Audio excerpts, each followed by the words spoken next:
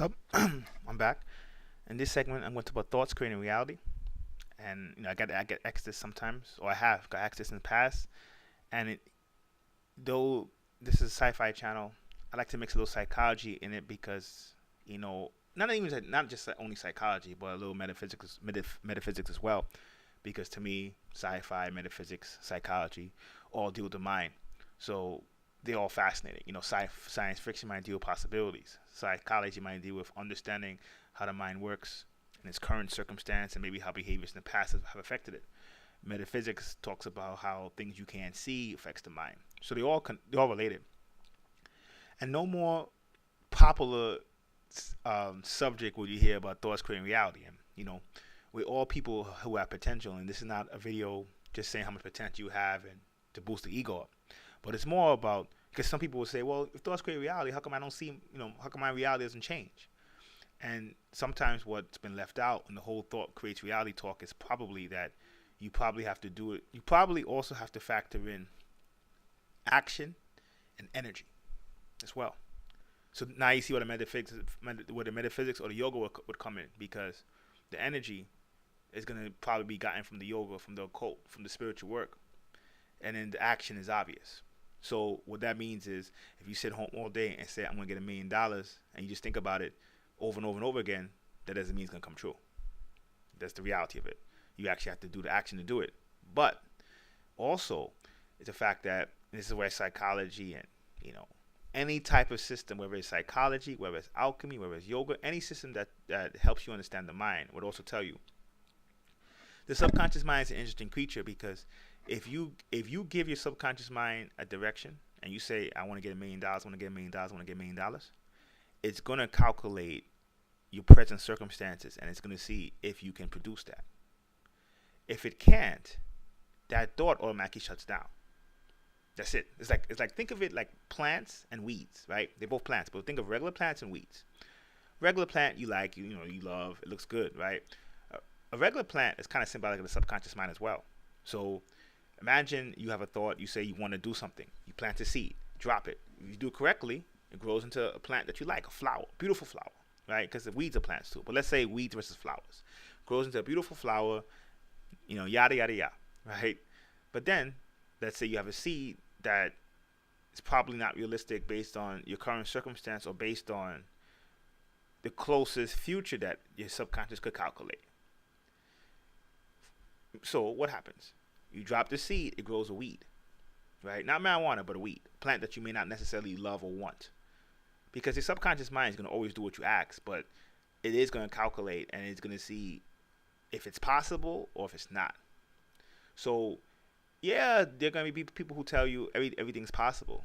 I would say everything's possible if you look at it through extended lifetimes, right? If, let's say, let's say, for instance, you want to be the president of the United States, but you weren't born in America. I mean, unless they change laws, and even then, it's going to be rough. You're probably not going to be that for this incarnation. But if you think about it, maybe in 2-3 incarnations from now, you might be like that. You might become the president if America still exists. So the thing with thought creating reality is people don't understand that it's also have to be connected with right action and the right energy. And in some ways, that's why when Nikola Tesla said, all you got to understand is thought, energy, and vibration, that's what he was talking about, to be honest. Because even when we say energy, some people could actually switch energy and even say the word. And the Bible says in the beginning was the word, and the word was God.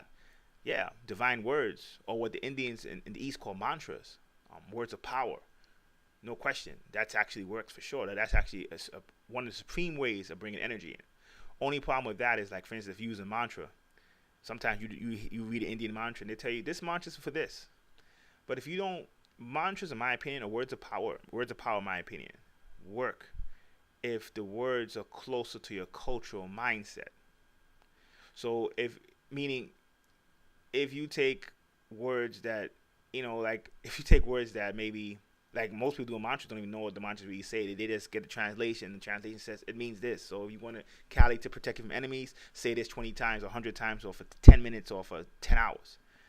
To me, it works better if it's words that you create, or words that are coming from your native culture.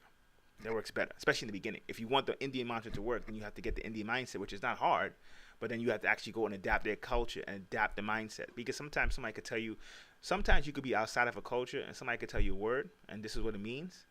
But if you're from that culture, you know that word can have multiple meanings. So sometimes when you're using someone else's mantra of power or word of power from a different culture outside your own completely, it's a lot harder to manifest it. So in a sense, basically what I'm saying is you have the thought, you have the energy, which you could use as the word. You could use it as raw energy coming from yoga or magic. And then you, after those two, then you do the right action. It's a big difference than just saying, I'm going to sit and just chant. Not even chant. Some people don't even do that. Some people just think something all day and say it's going to come true. No. And the real biggest reasons also is because you have to be realistic. You also have to look at where your current circumstances are. Because it's like, if you think of it, what a thought really is, it's like, imagine everything is like a wave, right? And whatever wave you center in on becomes manifested. And then you say, okay, makes sense. Yeah, but what happens is, what the person doesn't really realize yet is that when you think about the mental, you're choosing from many different possibilities, but you also have to choose the possibilities that's closest to you. Like I said again. So if I say I want to be Superman, I want to be able to fly 100, lift 100 tons, unlimited strength, be able to breathe in space, yada yada yada, right? With my physical body, it's gonna take a lot of energy. And when you have that thought to your subconscious mind, it's gonna calculate, is this realistic for what your current circumstances are? If it's not, it grows a weed. It doesn't happen. Actually, it probably grows. The weed is the reverse of the flower. So it might actually become, instead of Superman, it might be something really bad. And I don't mean powers. It might be something like the equivalent of being weak. Not evil Superman. One Superman is good, one Superman is bad. It's more the equivalent of being weak instead, right?